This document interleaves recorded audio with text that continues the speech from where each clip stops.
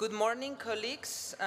Please take your seats. I call the meeting of the General Committee on Political and Security to order.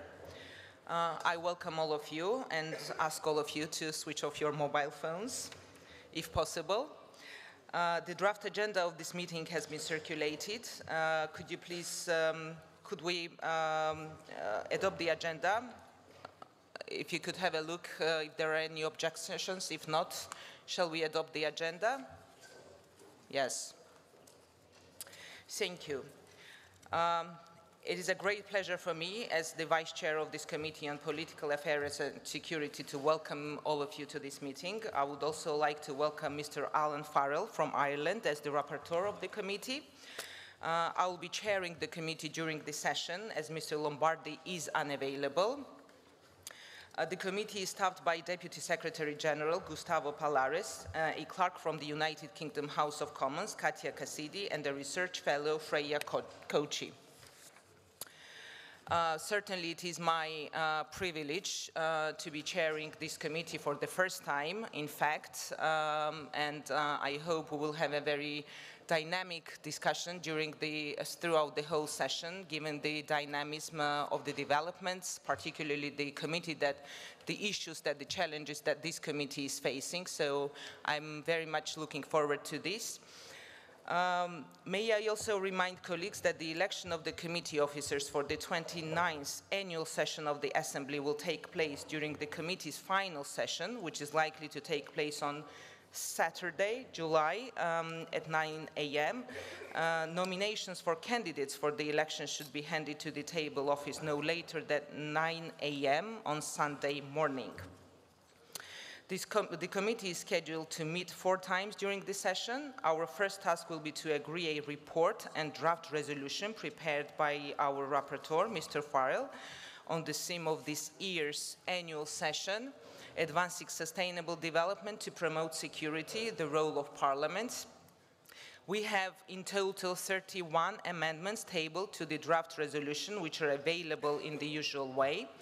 In addition, this committee has been tasked by the Standing Committee to debate and consider 5 supplementary items covering the following issues: draft resolution on the militarization by the Russian Federation of the temporarily occupied Autonomous Republic of Crimea and the city of Sebastopol, Ukraine, the Black Sea and the Sea of Azov, proposed by Mr. Gerasimov from Ukraine; draft resolution on the challenges related to returning and relocating foreign terrorist fighters, proposed by Mr. Voridis from Greece; draft resolution on the security and human rights situation in Abkhazia, Georgia, and the Tskhin Valley region, South Ossetia, Georgia, proposed by Ms. Katsarava, myself from Georgia; draft resolution on energy security in the OSCE area, proposed by Ms. Miliute from Lithuania; draft resolution on good practices for states related to private military and security companies, proposed by Mr. Hilpold from Switzerland.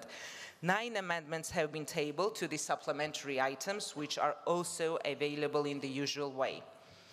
We will consider the supplementary items when our main business on the draft resolution is concluded. I would now like to give the floor to the rapporteur of this committee, Mr. Alan Farrell, who has worked very hard to present a very good draft report and draft resolution as a basis for our work. Thank you. Thank you very much, Madam Chairperson. Good morning, ladies and gentlemen. You're all very welcome, and thank you for your attendance. And I'd also like to thank all of you for your interest in this resolution. I can't recall the last occasion in which the Parliamentary Assembly, one of the resolutions, attracted so many amendments, so I do thank you for your contributions to this debate. May I first start by noting the absence of Filippo Lombardi, and I'd like to note my personal condolences to Filippo on the loss of a family member, and I know that I'm sure that will be shared with colleagues here in extending our condolences to the Lombardi family at this difficult time. I'd also like to note with great appreciation the support of Gustavo Palares and the Secretariat within the OSCE for their support in getting this resolution to you this morning.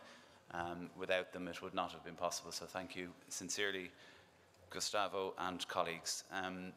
Ladies and gentlemen, the theme of this year's resolution from this committee is, of course, with regard to Sustainable Development Goals and our role in promotion of those Sustainable Development Goals. I have provided all of the members with a lengthy contribution on this, and if I were to read it all, it will take about 20 minutes. I've been told I have 6, considering I've been talking for at least a minute. So I'm going to try my best to give you a synopsis of my report, but if you have the opportunity to view my opening statement in all of the circulars, I would encourage you to do so. The report touches upon 6 themes: multilateralism, protracted conflicts, the role of parliaments, counter-terrorism, youth and gender. And with regard to multilateralism, I think it is timely that the OSCE chairperson in office, Slovak Foreign Minister Lacek, has committed to improved multilateralism as a priority. 2 recent developments in international relations highlighted this need. The unprecedented situation of a member state leaving the European Union is a source of tension and instability within the OSCE region. And aside from the potential impact of Brexit on trade and political relations right across the region, Brexit also has the possible security ramifications on the island of Ireland. A no-deal Brexit, or the imposition of a hard border on the island of Ireland resulting from the United Kingdom's departure from the European Union, may have significant implications in terms of unravelling the hard-won peace on the island of Ireland, and of course this is particularly worrying.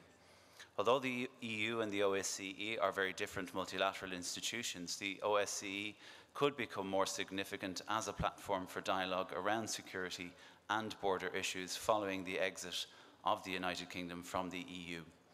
The deterioration in relationships, of course, between the United States and the Russian Federation is also deeply regrettable. The collapse of the INF Treaty is likely to contribute to greater tensions and a possible escalation of the development of and deployment of nuclear weapons. The INF Treaty was a foundation for the denuclearization of most of Europe. With the unparalleled destructive capability and dire humanitarian implications, nuclear weapons, I should say, must never be used. In a situation like these, commitments to strengthen our institutions' long-term constructive dialogue and preparation for all eventualities are necessary to advance the goal of improving security for all of our citizens. The settlement of protracted conflicts is one of the main preconditions for establishing sustainable peace and development in the OSCE area. While there have been some steps forward in the Transnistrian settlement process, a lack of sustainable progress in the resolution of other conflicts, particularly in Abkhazia, Tiskin Valley, a region, and South Ossetia of Georgia, Donetsk, Luhansk regions, as well as the Autonomous Republic of Crimea, the city of Sevastopol in Ukraine, remain indeed a cause for concern. The basis for a resolution of the above-mentioned conflicts is formed by the relevant UN Security Council and General Committee resolutions. I wish to welcome and note the acceptance of foreign ministers of both Armenia and Azerbaijan to meet under their auspices of the Minsk co-chairs as proposed and discussed the conflict of the Nagorno-Karabakh region, and as such I am pleased to have put forward an amendment to my own resolution in this regard to reflect the recent meeting of the co-chairs. In relation to the conflict between the Russian Federation and Georgia, the Geneva International Discussions, GIDs, well established following the 2008 conflict. The GID aim is to implement the principle of non-use of force, how to best meet the needs and ensure the rights of conflict-affected communities and the issue of internally displaced persons. In recent years, the Parliamentary Assembly has adopted several resolutions on the protracted conflicts within the OSCE area. We as an organisation and body support continued to work with the parties to conflict on confidence-building measures, particularly in the humanitarian field, synchronising them with the political process, such as exchanging of prisoners of war and hostages, and while it is prohibited to the relevant provisions of the 1949 Geneva Conventions based on the all-for-all principle. The Parliamentary Assembly's Berlin Declaration set out recommendations for the role of parliamentarians in strengthening institutions for security particularly in paragraph 45 on structured dialogue and paragraph 46 regarding the establishment and strengthening of parliamentary bodies for monitoring security and intelligence services activities to ensure effective democratic accountability. Parliaments can be effective in preventing conflict by enhancing long-term security by taking an active role in mediation. Regardless, Madam Chair, the role of parliamentarians in ratifying treaties is an important tool in the advancing security, and some parliaments have given a formal vote in the ratification of such treaties, and others increasingly assuming an informal role in negotiations, which is to be welcomed. The OSCE promotes a cooperative, coordinated approach to countering terrorism, violent extremism and radicalisation that lead to terrorism at all levels. One such emerging challenge posed for our region is, of course, the return of foreign terrorist fighters from conflict zones, especially as a war against the so-called Islamic State begins to wind down. The United Nations recognises that the flow of FTF constitutes an international threat to peace and security, and encourages multilateral responses and a fully comprehensive approach to take appropriate security measures to ensure the de-radicalisation of FTFs to promote a safe reintegration into our societies.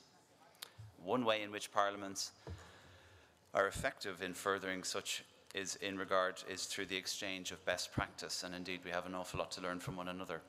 It is common with regard to the phenomenon of FTFs as either a problem for a country of origin for the state in which the radicalisation took place, but it is evident that those problems that affect our entire region. The 2019 OSCE chairmanship has set providing a safer future as one of its main themes. Prioritising youth and engagement with young people across the OSCE region is essential to ensure inclusivity and longevity in terms of peace and sustainability. Promoting the representation of minorities and achieving gender equality within our institutions is also necessary to prevent discrimination and exclusion. This strengthens the connection between our population and our organisation and fosters increased levels of dialogue between people and institutions which represent them. And in conclusion, Madam Chairperson, achieving a sustainable peace and security, secure world, I should say, is also inextricably linked with women's participation and influence in decision-making.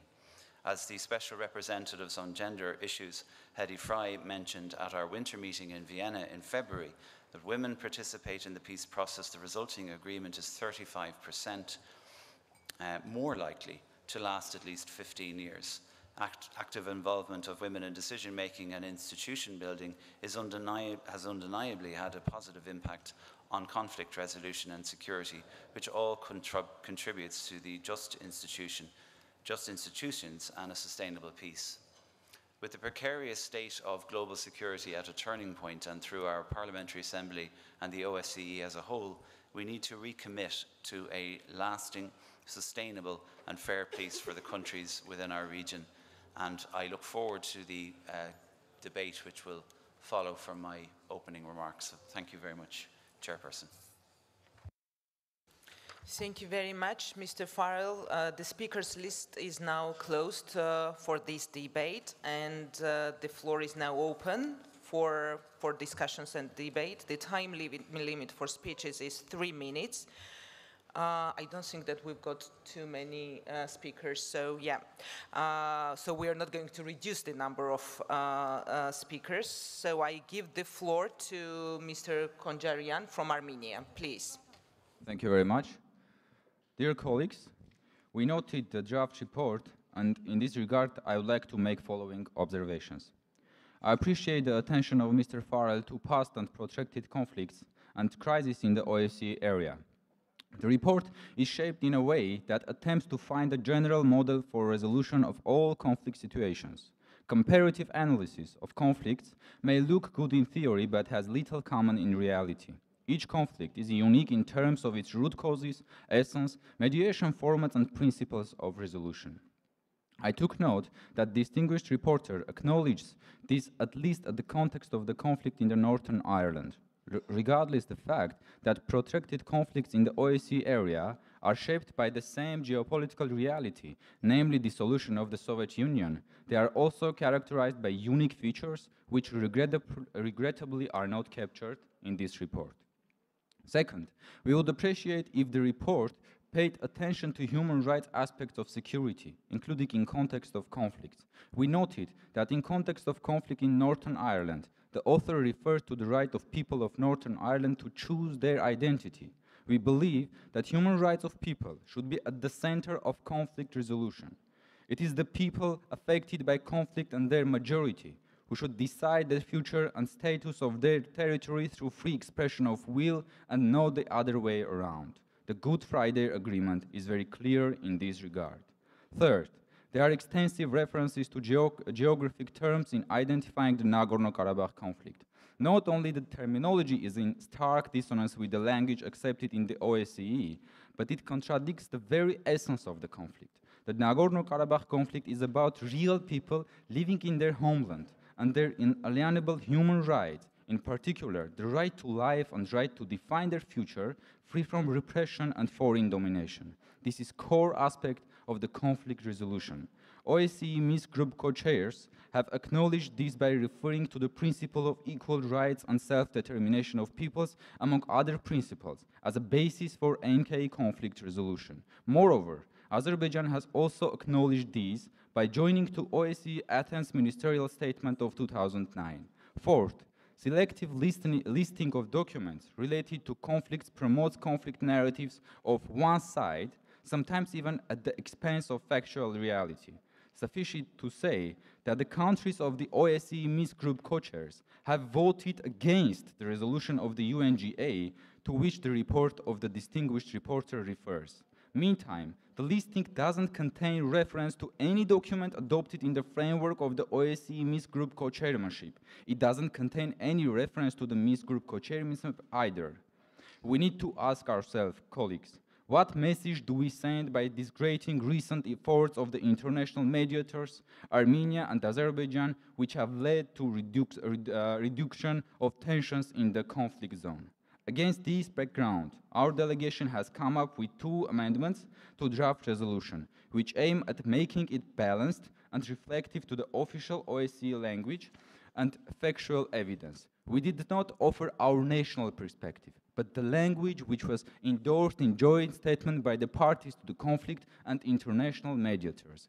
We took positive note that Mr. Farrell rectified some elements of the draft resolution. We call distinguished reporter to support efforts of co-chairs, which would shape a conducive framework for open and constructive dialogue. We count on your support of the delegations to our amendments. I repeat again, the delegation of Armenia doesn't wish to promote alternative conflict narrative, but to enter into genuine dialogue on the basis of OSCE commitments and proposals made within agreed format of the Minsk Group chairmanship. Thank you very much. Thank you. The second on the speakers list is Mr. Razai Guliyev from Azerbaijan. Thank you very much, Madam Chair, dear colleagues and friends. First of all, I would like to thank Mr. Alan Farrell for his comprehensive report and draft resolution. I particularly appreciate that Mr. Farrell has rightly mentioned that the settlement of the protracted conflicts in OSCE area, including in the Nagorno-Karabakh region and 7 surrounding districts of Azerbaijan, is a precondition for establishing sustainable peace and development in the region. I share the principal position of rapporteur that the 4 relevant resolutions of the UN Security Council and the OECPA declarations form the basis for the resolution of this conflict. In the same manner, in accordance with the relevant OEC documents and decisions, all OEC principles and commitments should be applied equally and unreservedly to all protracted conflicts. Arguing otherwise would be tantamount to acceptance of prevalence of force over international law and acceptance of situations created through unlawful use of force in violation of OEC principles and commitments. In this regard, an exclusionary alteration of the reference to the conflict in the Nagorno-Karabakh region and 7 distinct districts of Azerbaijan in the draft resolution is unacceptable and doesn't serve the purpose of establishing peace and reconciliation between Armenia and Azerbaijan. Dear friends, let me bring 3 reasons to support my position. First, this original language is in conformity with the OECD decision of 1992, which referred to the conflict as conflict in the Nagorno-Karabakh area of Azerbaijan Republic, as well as 4 relevant UN Security Council resolutions where the area of the conflict is reflected as in and around the Nagorno-Karabakh region of Azerbaijan. Second, from May of 1992 to the December of 1993, Armenia-Azerbaijan conflict turned into the full-fledged war, which spanned into 7 districts adjacent to the proper Nagorno-Karabakh region of Azerbaijan. After each invasion and the subsequent occupation of the districts of Azerbaijan, the UN Security Council adopted a resolution expressing concern with regard to the situation in and around the Nagorno-Karabakh region of Azerbaijan Republic. These are the undeniable facts that cannot be ignored. So, since 1993, we couldn't call any longer the conflict as only Nagorno-Karabakh because it has gone beyond the region and the size of affected territories and population became several times larger than Nagorno-Karabakh itself. Let me draw your attention to the fact that today the population of Nagorno-Karabakh with its expelled Azerbaijanis is only 180,000 and territory is 4.4 thousand square kilometers. However, the population of 7 mentioned occupied districts is 850,000 and the territory is 11,000 square kilometers. Third, as confirmed by the UN Security Council, UN General Assembly resolutions and the OECD decisions, the Nagorno-Karabakh region as an integral part of Azerbaijan. In accordance with international law, occupation is temporary in nature and doesn't result in any transfer of sovereignty. No need to remind you that the OECPA, as the regional organization, has to promote the complete and unconditional implementation of the Security Council resolution, which are mandatory and legally binding. Dear colleagues, I do hope that you will find this clarification reasonable and support the paragraph 10 as it was originally drafted. We cannot allow for any exception and selectiveness towards addressing the protracted conflicts in the territories of Georgia, Azerbaijan, Moldova, and Ukraine. Thank you, Madam Chair. Thank you. The next speaker is Mr. Costel Dunava from Romania. Thank you, Ms. Chair. Dear Chair, distinguished colleagues, every year our committee has in front a report and a resolution that deal with a lot of sensitive aspects, among which the protracted conflicts are at the top. It is obvious that the persistence of protracted conflict is detrimental to the security of the whole OSCE area, not only to the security of the states that have such conflicts on their territory. In the context of crisis in and around Ukraine, intensifying efforts for the resolution of the protracted conflicts in the Black Sea area is even more important in order to prevent the increase of the regional instability. For Romania, the resolution of the conflict in the Republic of Moldova remains an issue of high priority. We support a comprehensive, peaceful and sustainable settlement based on the sovereignty and territorial integrity of the Republic of Moldova within its internationally recognized borders with a special status for Transnistria.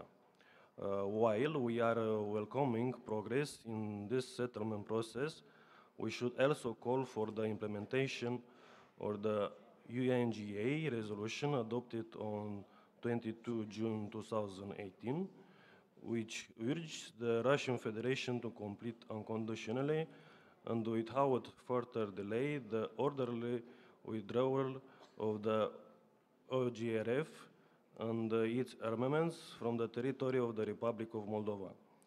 The sustainable development, it is definitely one of the tools that should be used because sustainability influences everyone. The parliaments have to be involved in working towards conflict resolution through strategic sustainable development. High-level political involvement and commitment to incorporating sustainable development in decision-making processes drastically improves the effectiveness and speed of progress towards resolution of the conflict. Thank you all for listening to me. The next speaker is Mr. Terry Mercer from Canada. Thank you, Chair. I'd like to thank Mr. Farrell for his thought-provoking exploration of the relationship between sustainable development and security. Neither can exist without the other. This much is plain. Yet the recipe needed to sustain these two elements, peace and stability, is anything but simple. Many elements need to be brought together in a harmonious balance struck among each. Cyber further complicates matters. It can be a catalyst for positive change or a weapon used to threaten infrastructure, incite hatred, and undermine trust. Our challenge is to promote the positive aspects of cyber while countering its destructive uses. Today, a growing number of states have at their disposal digital tools that can help detect and respond to national security threats. Indeed, I hardly need to point out the profound changes that big data approaches have wrought.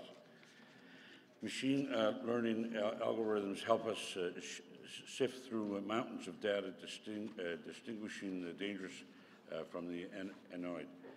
There is a temptation to imagine that a machine acting on data, on facts, can overcome the failings of human decision makers. But of course, machines don't have ethics. We do. If we permit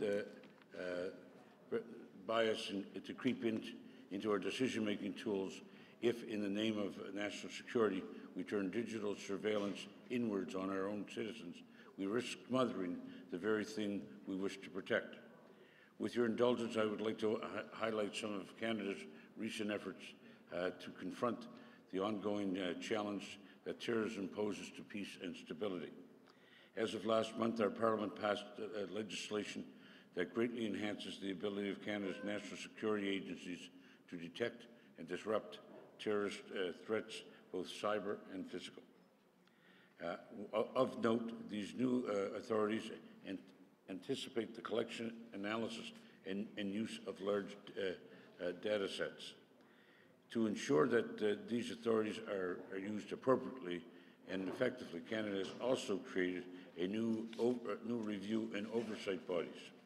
Given the centrality of data and the information sharing to national security, it is right that these new bodies all enjoy robust access to information and can follow information flows among agencies.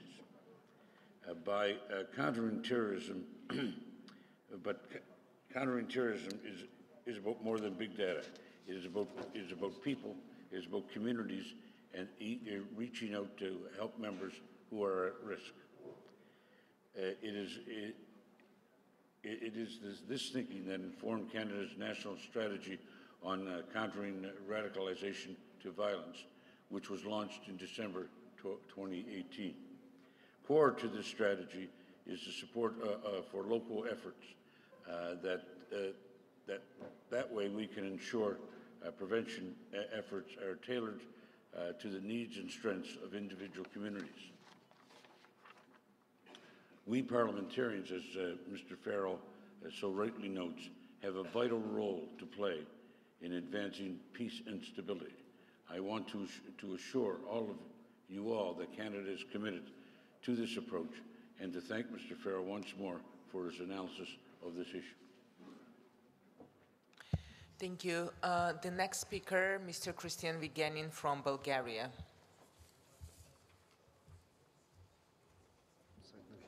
Thank you, Chair. Congratulations, Mr. Farrow, on your report. I know how difficult it is to find the best balances, and I know how intense your work has been until now. I have a few remarks, however, that I hope will be taken into account now and in the future when reports are being prepared. First of all, I should mention that we have discussed first the first draft of this report in Copenhagen when the Bureau of the organization met. Unfortunately, a number of remarks made by me, by other colleagues, especially on the most sensitive elements of this report, were not taken into account at all. The report appeared as it was prepared at that time, and you can see now that the most difficult discussions now are exactly on these elements of the report that could have been changed accordingly before it was finally distributed. First of all, putting all conflicts, protracted and others, in the OSCE area in one paragraph is not the best approach, because all of them are specific. They have specific negotiating formats. They have also specific nature. Of course, there are elements that unite them, but if we have to be comprehensive and try to support solution, we need to tackle them separately. Legitimate concerns of Azerbaijan over the 7 regions which surround Nagorno-Karabakh can be understood, but the way they are put and mentioned in this report is not the right one, and this is a specific topic that we have to deal with also in the future. The language on Georgia, respectively South Ossetia and Abkhazia, does not follow the internationally accepted formulations, and I think that we have to be very careful with words, because in some cases being not that careful creates a situation where players, negotiating partners, negotiating sides might think that the OSCE is changing its approach, OSCE Parliamentary Assembly, on this conflict. For the first time, I see that conflicts in eastern Ukraine and Crimea are mentioned as protracted conflicts. Are they really protracted conflicts? Do we change the language on those 2 conflicts? And actually, can we handle both Crimea and eastern Ukraine the same way? Because the situation on the ground is completely different, and our focus on eastern Ukraine must be a bit different, because people are dying there almost every day. There are some other issues which are element of some amendments as well, but really I would advise that in the future Secretariat of the OSCE Parliamentary Assembly dealing with the first committee, but also our rapporteurs coordinate their position and proposal with the respective parties and try to find a language that is more acceptable, including, for example, I forgot something, I should mention it because I find it very important. When we mention the OSCE principles, for example, we do not mention all of them. Why do we give priority to some of them and do not mention others?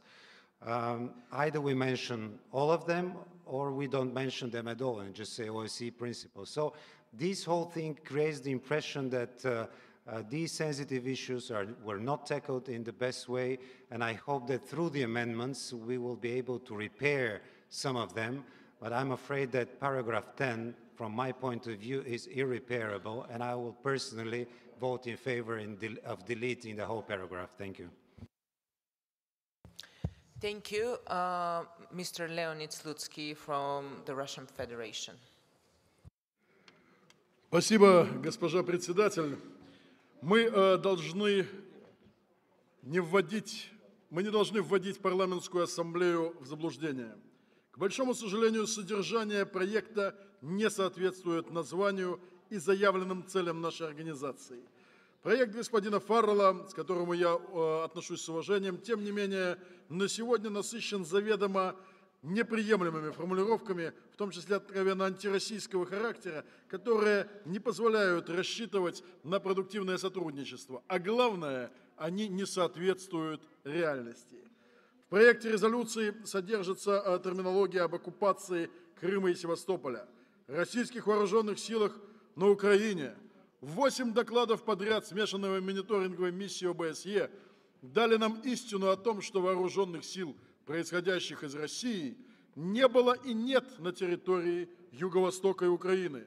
Что касается Крыма, то он был оккупирован в 1991 году и сейчас навсегда вернулся в родную гавань в состав России, и это закреплено раз и навсегда на политической карте мира.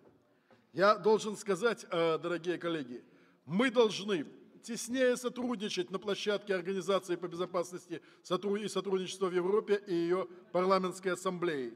Мы должны объединяться на этой площадке. Мы должны не вешать друг другу какого-то рода клейма и негативные ярлыки, а сотрудничать. Считаю необходимым акцентировать такие моменты, как недопустимость политического диктата и шантажа в международном торгово-экономическом сотрудничестве, неприемлемость попыток отдельных стран присвоить себе право определять целесообразность или нецелесообразность и допустимые параметры сотрудничества между другими странами организации, а также манипулировать требованиями глобального режима нераспространения, что очень опасно и оказывает давление на некоторые страны, идет в рамках сведения, к сожалению, политических счетов. Мы по-прежнему в России подчеркиваем отсутствие разумной альтернативы политико-дипломатическому и никакому иному урегулированию возникающих проблем в сфере безопасности на пространстве нашей организации с опорой на нормы и принципы международного права, четко придерживаясь принципа равной и неделимой безопасности для всех стран и выступая за неукоснительное соблюдение заключенных ранее соглашений и договоренностей между сторонами.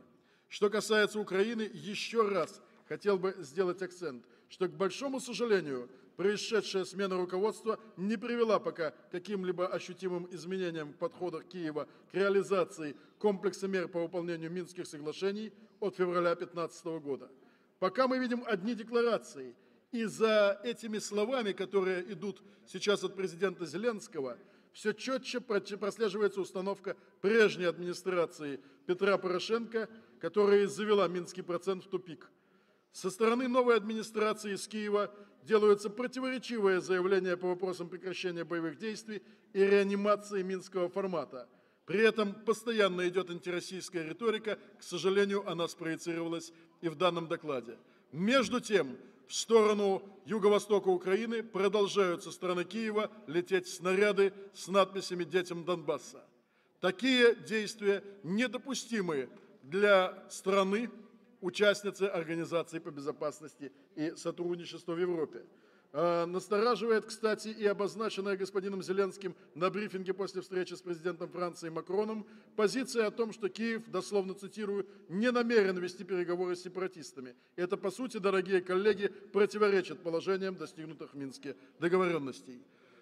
Позиция Российской Федерации выражена в поправках, которые мы сегодня представим и считаем необходимым достигнуть консенсуса по этому важнейшему докладу в случае, если мы, коллеги, готовы к реальному сотрудничеству на пространстве парламентской ассамблеи ОБСЕ.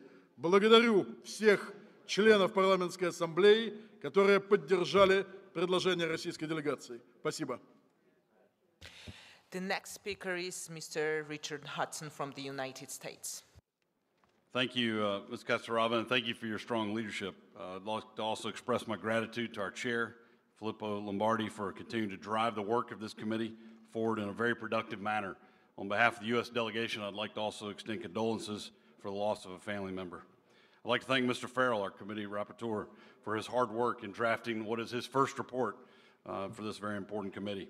We appreciate a number of elements of Mr. Farrell's resolution, including a strong reminder of the humanitarian consequences of Russia's war against Ukraine, as well as the challenge inherent in addressing a number of the other conflict regions in the OSCE area. Our delegation will always support documents that recall and reemphasize our principles, while pointing out the main challenges facing our common security and calling for practical cooperation to address those challenges, even if there are points of emphasis that differ slightly here and there. The rapporteur rightly references a major change in the European security environment, that being the demise of the INF Treaty. our delegation well understands that in many of our countries, including our own, views of the U.S. administration's actions regarding the INF Treaty span a wide range. In fact, I understand many concerns that many of my colleagues in this room have expressed with what's been called foreign policy by tweet. However, we must not allow ourselves to be distracted from the central fact: the INF Treaty was not undermined by American action or inaction, but rather by systemic and deliberate violation of the terms of the treaty by Russia. Simply put, the Russian government has been cheating on this historic treaty, producing, flight testing, and fielding exactly the type of missile that the INF Treaty prohibits. These Russian actions cannot be dismissed as some American fabrication. On the contrary, the violation of the basic tenets of this treaty and Moscow's unwillingness to address it in dozens of diplomatic and technical talks has been stated collectively and in plain language by all NATO countries. An INF treaty with which all parties comply contributes to global stability. An arms control treaty that one side violates is no longer effective at keeping the world safer. In this context, I believe our delegation would wish to see the resolution be more clear in underlining why our government felt obligated to notify its withdrawal from the INF Treaty. In short, we must not shy away from stating in no uncertain terms why the treaty has collapsed. We must say it clearly, not just in regards to the INF Treaty, but also in addressing Moscow's deliberate violations of so many of our other commitments in the OSCE context, ranging from the CFE and Open Skies treaties to the Vienna document to all the principles under assault in the context of Russian aggression against Ukraine. We will be offering 2 amendments to the resolution to reflect what we believe is a straightforward, common sense description of this issue, because we believe the system of cooperative security we collectively aspire to will be most effective when we can speak clearly on these central issues. Finally, dear colleagues, we all share this common goal: no intermediate nuclear arms race.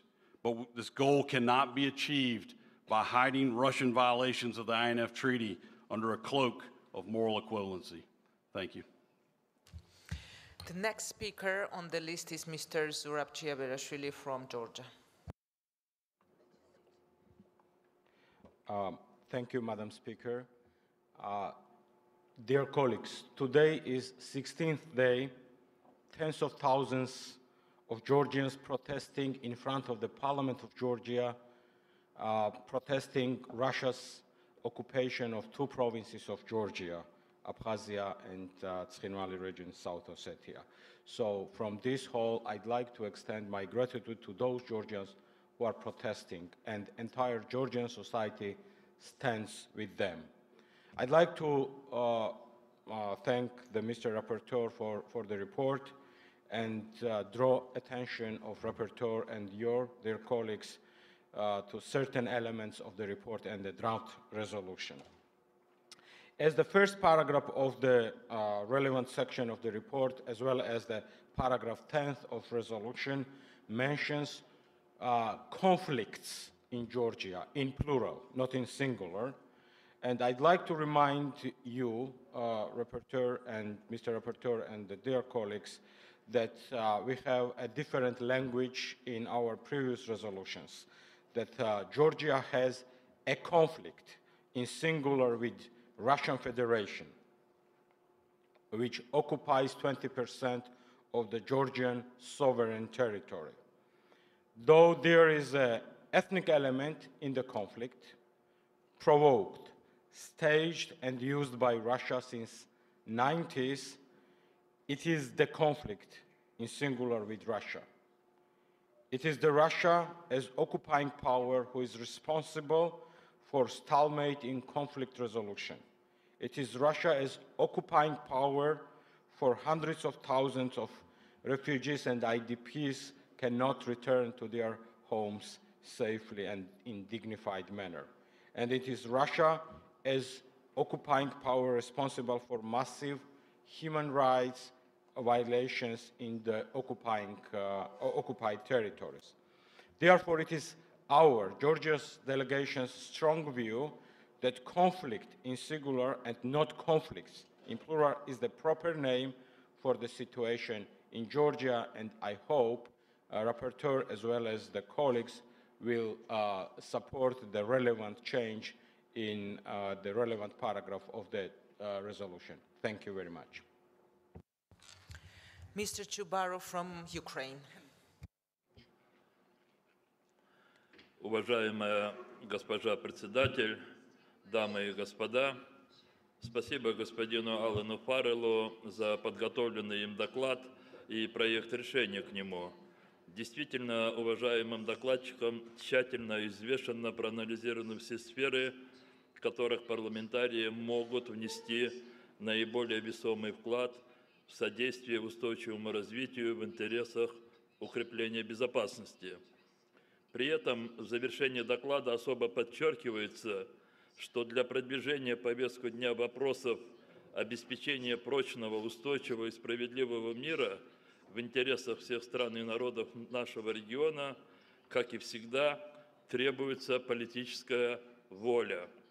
Позвольте мне заметить, уважаемые коллеги, подобными призывами у нас завершается практически каждая сессия, в ходе которых мы обсуждаем сложнейшие вызовы глобальному миру.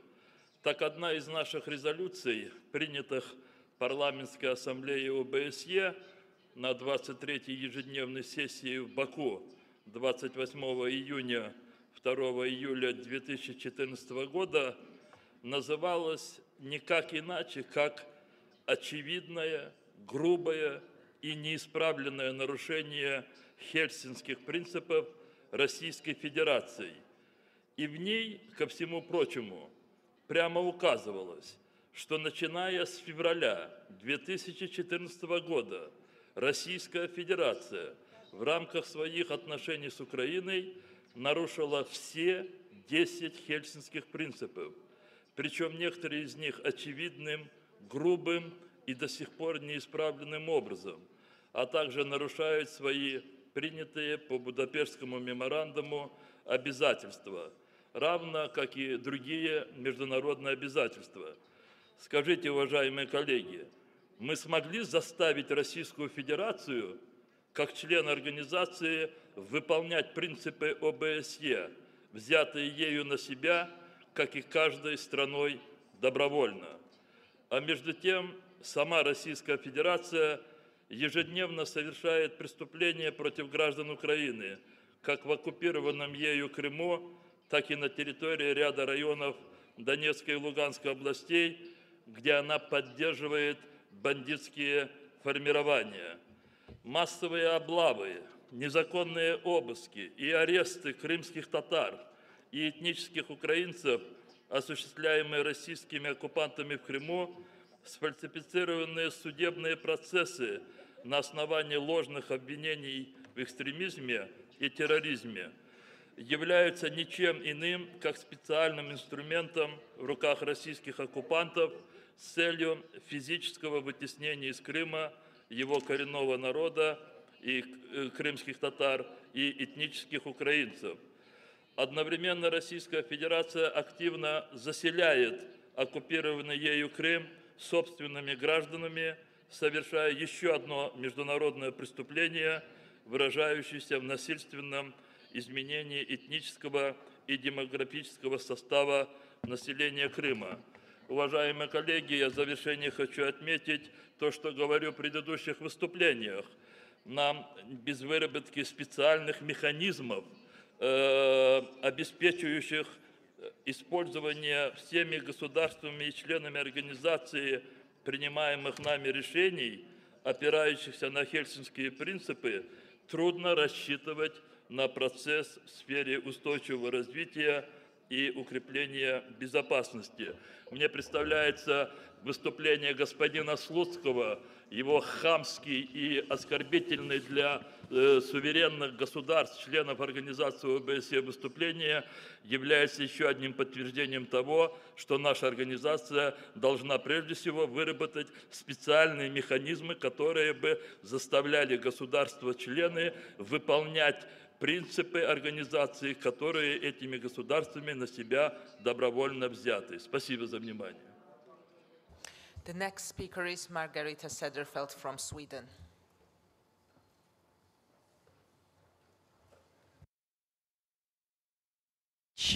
Madam Chair, and would also like to congratulate you, Ms. Sofia Katsarava, for your good leadership of the committee, and send condolences to Filippo Lombardi for his loss of his family from the Swedish delegation. And, of course, thank you very much, Mr. Alan Farrell, for your excellent job with the report. It's well written and updated of today's challenges.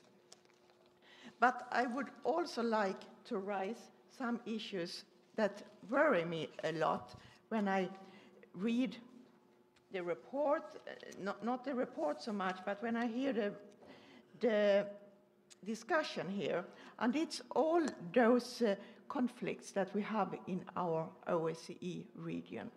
I could see in Georgia, with the increase of the aggression from Russia, it's worried me a lot because there have been annexations since quite a long time. But I also would like to raise the conflict between Russia and Ukraine. But it's wrong to say conflict between, because it's aggression from Russia. It has gone on for 5 years. It's very long time. And it's about the annexation of Crimea. It's about what goes on in Donetsk, Luhansk. It's about what's happened in the Azov Sea when it was Christmas. And I do also read the report very regularly from the OSCE mission with observers. And I read about killing. I read about wounded people. I read about all the threats that's in the region. And there are actually the Minsk agreements. And I must say again that I really hope that Russia will start to respect the Minsk agreement that they have signed, where they have been taking part in the negotiation. And there are, I must say, the territorium of Ukraine, it's internationally recognized. There are borders that's recognized. This should be followed of the neighbors.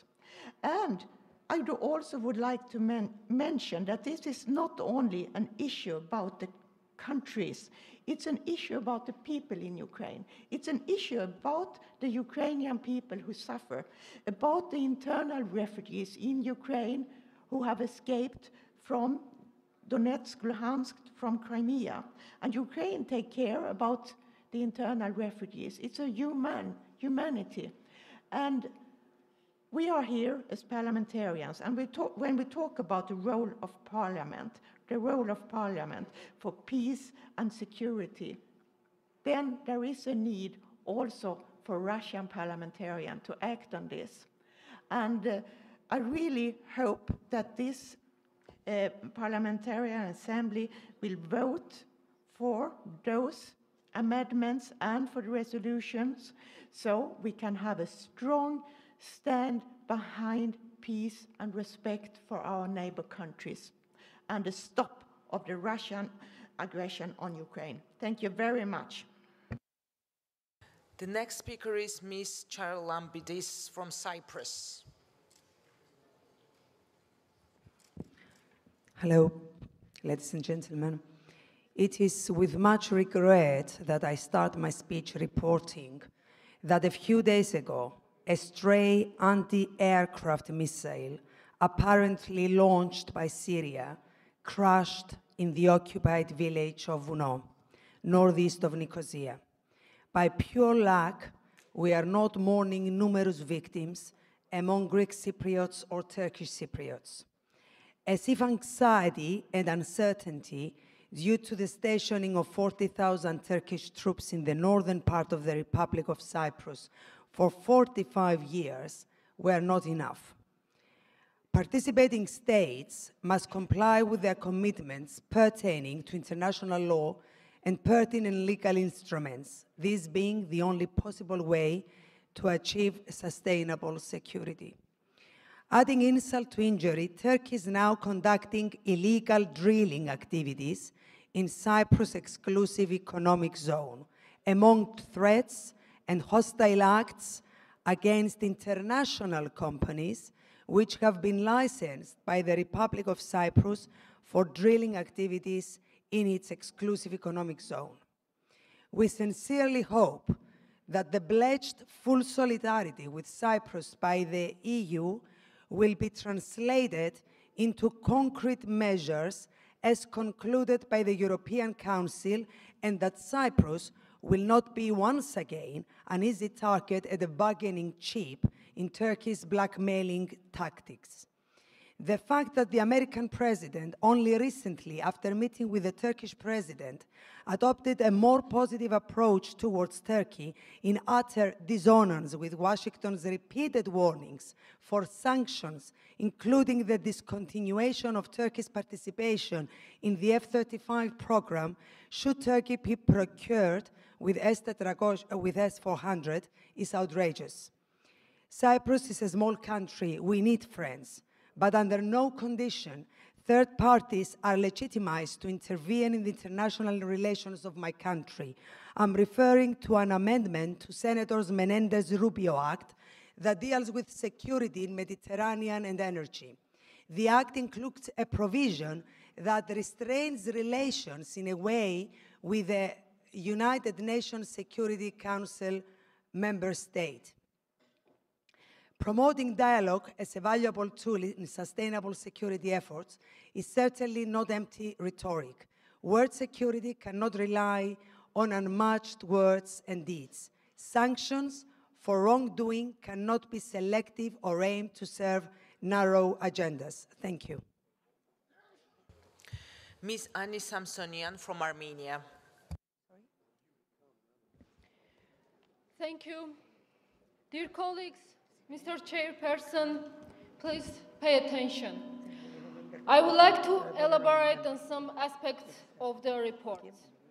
Inclusive reference to all the principles of the Helsinki Final Act would strengthen the draft resolution, while omitting such important principles as the principle of respect for human rights and fundamental freedoms and equal rights and self-determination of peoples affects its value.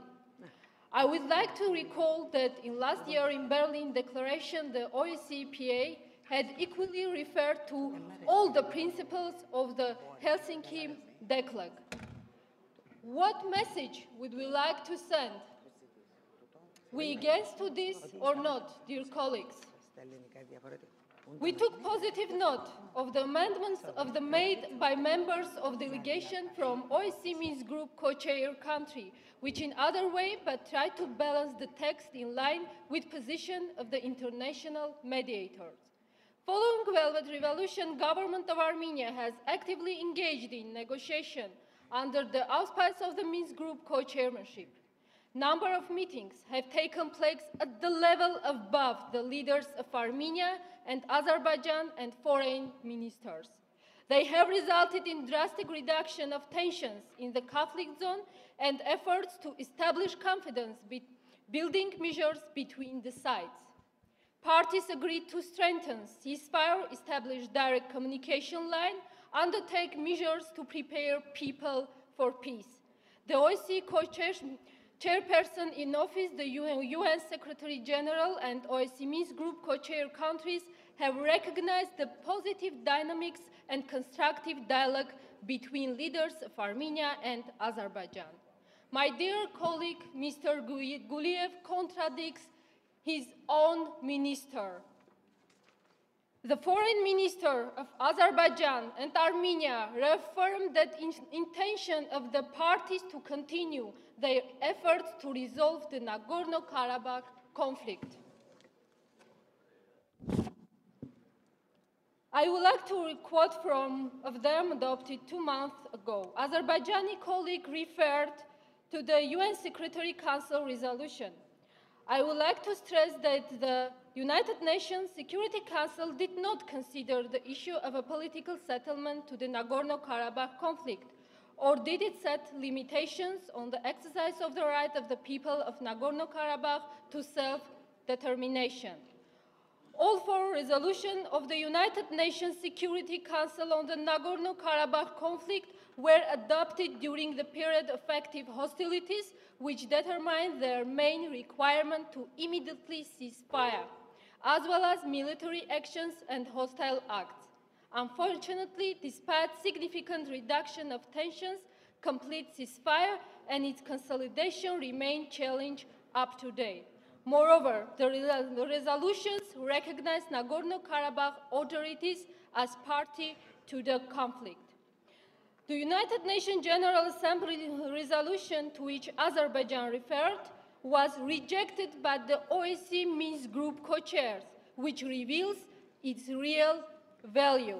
Dear colleagues, and for information with Mr. Farrell, your countries and vast majority in European Union countries did not support your United Nations resolution. You can see it here. Preparation of population for peace requires political will, which derives from public support. It can hardly yield any result in absence of democracy, human rights, and rule of law. Peace comes with values such as political participation, free elections, vibrant civil society, and free media. Free media. Radicalization of Azerbaijan society, drawing dividing lines in every sphere, even sport, protracts the peaceful resolution. Further democratic transformation in the South Caucasus can create a favorable environment for genuine dialogue between societies of Nagorno-Karabakh, Azerbaijan, and Armenia. Mr. Gulev, we attach importance not to 1,000 square kilometers, but to 1,000 people's lives and their human rights and daily suffering. In 21st century, what matters are human rights and plight of people to define their future free from oppression and persecution. Draft resolution, if adopted with current wording, can undermine the positive dynamics of the peace process. We have to stop this because it's been more than 5 minutes already. The next speaker is Mr. Tahir Mirkishili from Azerbaijan. Thank you very much, Madam Chair.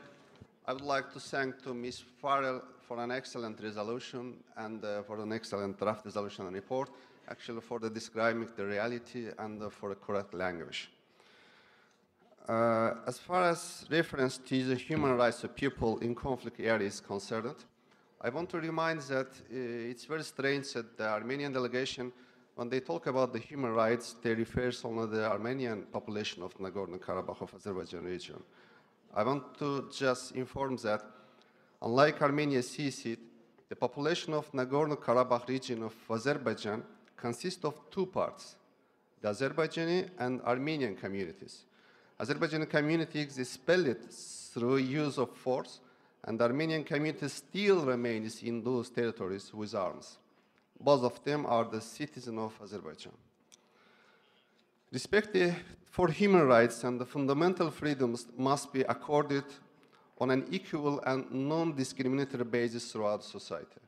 One cannot demand privilege at the very core of which are crossed and systematic violation of international law. Including international humanitarian and human rights law, the discriminatory denial of fundamental rights, and the freedom with respect to others, in particular, the significantly larger Azerbaijani population that was expelled from the occupied territories as a result of Armenian aggression against Azerbaijan. Dear colleagues, we think that we have to call the things with their own names. So without the reality, we cannot resolve any conflicts. If we will not adopt this resolution, if we will not actually support this draft resolution, then we cannot prevent the clashes, we cannot prevent the things that will be happening in the future in the front lines. And I'm sure that if we will adopt such draft resolution, we can resolve the conflicts not only in Azerbaijan, Georgia, Ukraine, and Moldova, but also we can prevent the future conflicts in the Europe and the OSCE region also. Just very briefly, I call all my colleagues to support this draft resolution as it is in the original text. Thank you very much. The next speaker is Mr. Jabarov, the Russian Federation. Спасибо, уважаемая госпожа председатель. Коллеги, прежде всего от лица российской делегации я хочу выразить соболезнования господину Филиппу Ломбарде в связи с постигшей утратой члена его семьи. Уважаемые коллеги, я немножко изменил тему своего выступления, послушав предыдущих ораторов. Глубоко возмущает выступление представителя Украины господина Чубарова. Я хочу напомнить, что тон, в котором он отзывается о выступлении члена нашей делегации господина Слуцкого, недопустим для парламентского общения. Я думаю, что недавнее поражение украинской делегации в ПАСЕ, где она истерично требовала исключения России из состава парламентской ассамблеи Совета Европы, наложил отпечаток на поведение депутатов Украины. Что касается Крыма, о котором беспокоится господин Чубаров, хочу напомнить, что именно он был организатором террористического акта, когда взрывал линии электропередач, которые поставляли электроэнергию в Крым. Если он так беспокоится о крымском народе, почему он поддержал перекрытие Крымского канала, который подает пресную воду на земли Крыма, где живут его земляки, крымские татары? А что касается заселения русскими Крыма, хочу напомнить, что после депортации крымских татар послевоенной Крым заселяли прежде всего граждане Украины. И еще одно выступление меня поразило госпожи Седерфельд. Ну, это выступление в духе холодной войны. Такое впечатление, что она знает только два слова – Россия и агрессия. Послушайте, говоря о Грузии, сейчас опять упоминается Россия. Вы знаете, что в 2008 году Грузия совершила акт возмездия в отношении своих территорий, в отношении Южной Осетии и Абхазии. Она расстреляла, убила наших миротворцев. Сейчас в Грузии неспокойно. И опять президент Грузии обвиняет Россию в том, что она виновата во внутриполитических событиях, происходящих в этой стране. Я считаю, что это недопустимо.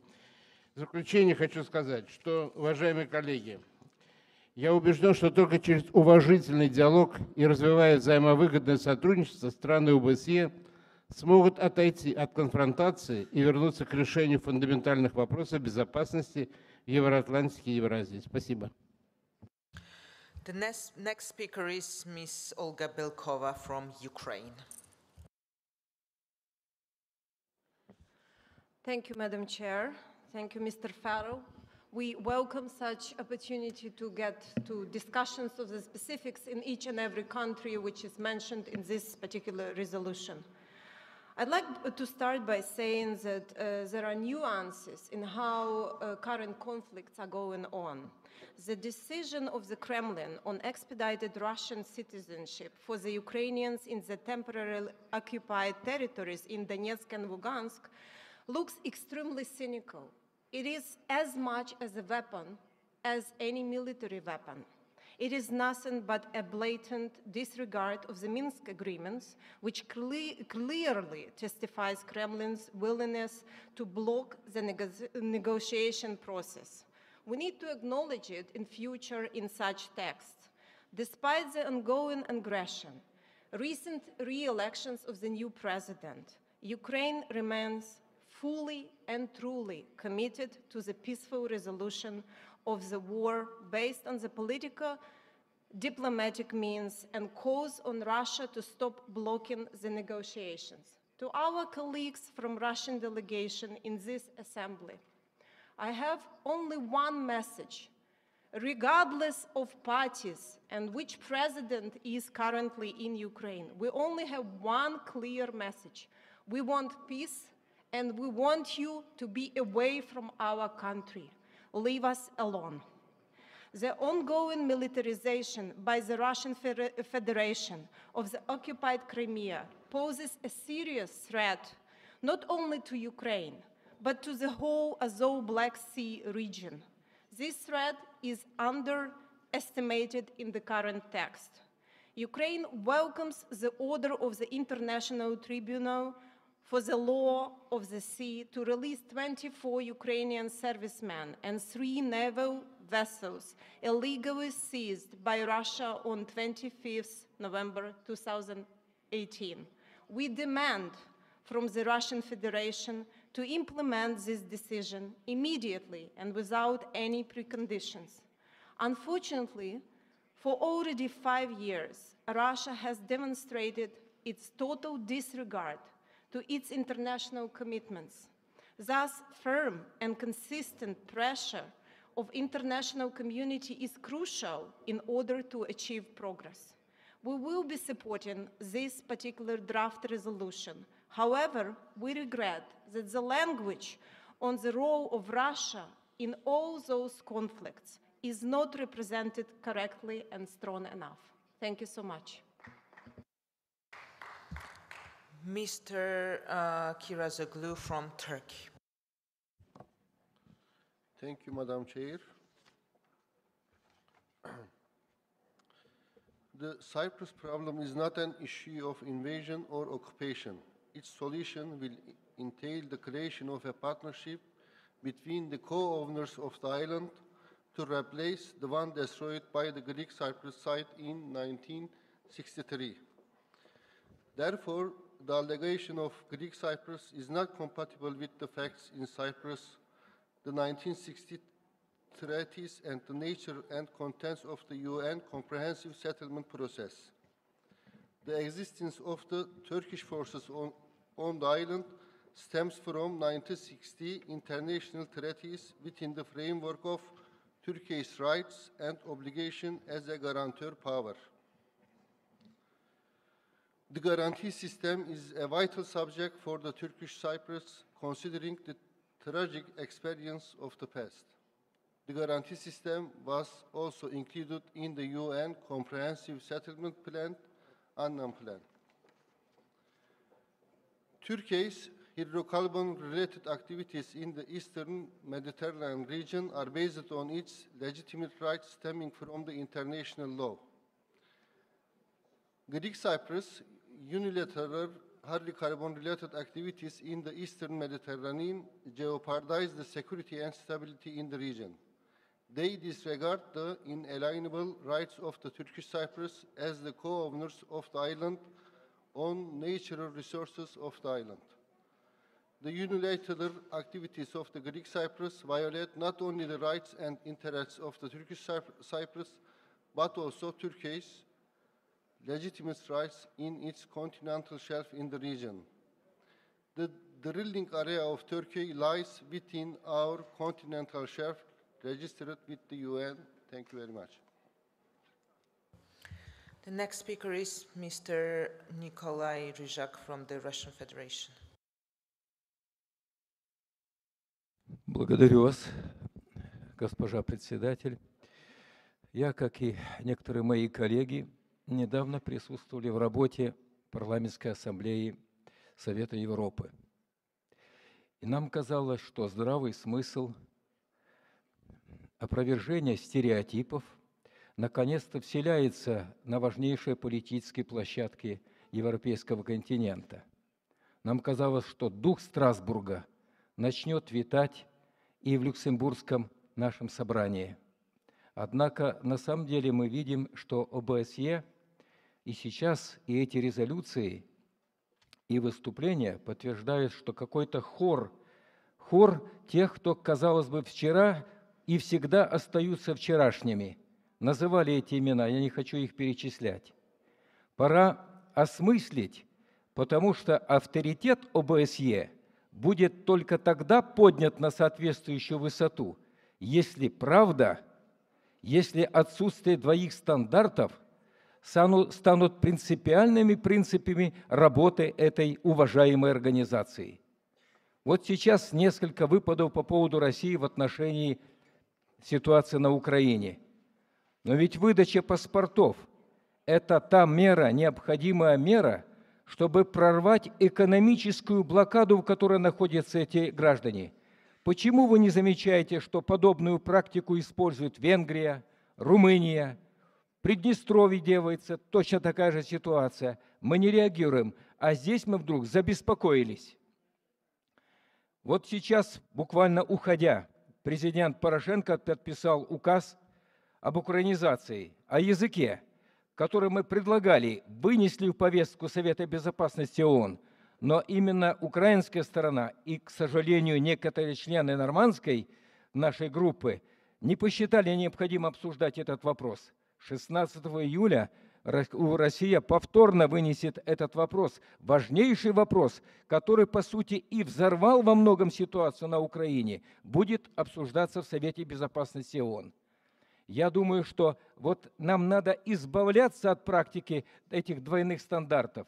И тогда вот этот дух, который зародился на парламентской ассамблее Совета Европы, станет доминирующим и в практике работы ОБСЕ. Хотелось бы очень на это надеяться. Я думаю, что мы все основания имеем для того, чтобы голос правды восторжествовал на самом деле. Благодарю за внимание. The last speaker on our list is Ms. Maria Karapetyan from Armenia. Thank you very much, Madam Chair. Dear colleagues, I would like to take ourselves back to the context of the Nagorno-Karabakh conflict. I'll start my commentary by reinforcing the idea that we should not be putting all conflicts in one basket. I believe this is already very clear in this room, and that when we're citing the Helsinki Final Act principles, we should either cite them all, or if we're making a selective bunch, then we should select the ones that are usually cited in the corresponding platform where the conflict is being negotiated. And for the Nagorno-Karabakh conflict, it is the OSCE Minsk Group. The OSCE Minsk Group has a framing, an approach, and a vocabulary that's balanced and agreed by the parties. And that is the one that we need to reinforce in this resolution. So I hope that the amendments that do so will be supported by the Parliamentary Assembly. It's also very important to note what has happened in the Nagorno-Karabakh conflict context in the past year. What we have is a lessening of tensions. So the multiple contacts and the reinvigorated dialogue between the leaders of our countries and the foreign ministries have resulted in saving dozens of lives in the past year. What we also have is preparing populations for peace, a vocabulary that we have returned to and that cannot be stressed enough. There is also agreement to engage in humanitarian projects, to start exchanges of media representatives. And the fragile positive dynamics that we have observed needs to be acknowledged and reinforced and not diminished and dismissed and discouraged. Finally, I would like to respond to my Azerbaijani colleague's point about us disregarding the human rights of all populations in the conflict region. The Prime Minister of Armenia a few times has stressed that both Armenians and Azerbaijanis love and need peace. And the solution that we're very much looking for should be a solution that's acceptable for Armenia, acceptable for Azerbaijan, and acceptable for Nagorno-Karabakh. I would like to encourage us to follow the principle of doing no harm and taking care of the fragile positive dynamics that we have observed in this past year and pushing our leaders to work towards that direction rather than discouraging them. Thank you. Dear colleagues, given that we've got only 5 minutes left before the close of this session, what I would like to propose is that if everybody agrees to vote for the amendments from 9 to 7, paragraphs 1 to 7, sorry, then we will do so. If you want to vote separately, then we have to move it to tomorrow's session and we will resume it tomorrow and we will start it from tomorrow. So does anyone want a separate vote on any of these paragraphs from 1 to 7? So let's vote then. Yeah? We need to put for vote. So you say, Anyone against? Nobody. And there are no amendments, yes. There are no amendments to these paragraphs. That's why we are suggesting to vote for these paragraphs. No one against? Those in favor?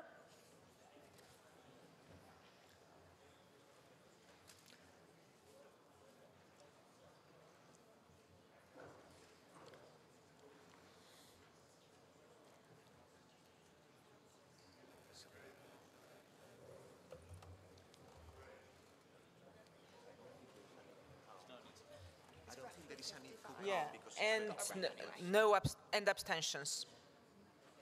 No abstentions. Thank you. So we are suggesting that we will resume the session tomorrow, and we will start with the first amendment. We will continue in the consideration of amendments to the draft resolution in our next meeting, which will start at 9 a.m. And I would also like to remind all of you to sign up to speak during the supplementary items, of course, during the 10 minutes, during the first 10 minutes, because we had the cases when we had to add speakers, or in the table office before we start actually the debate. Thank you very much.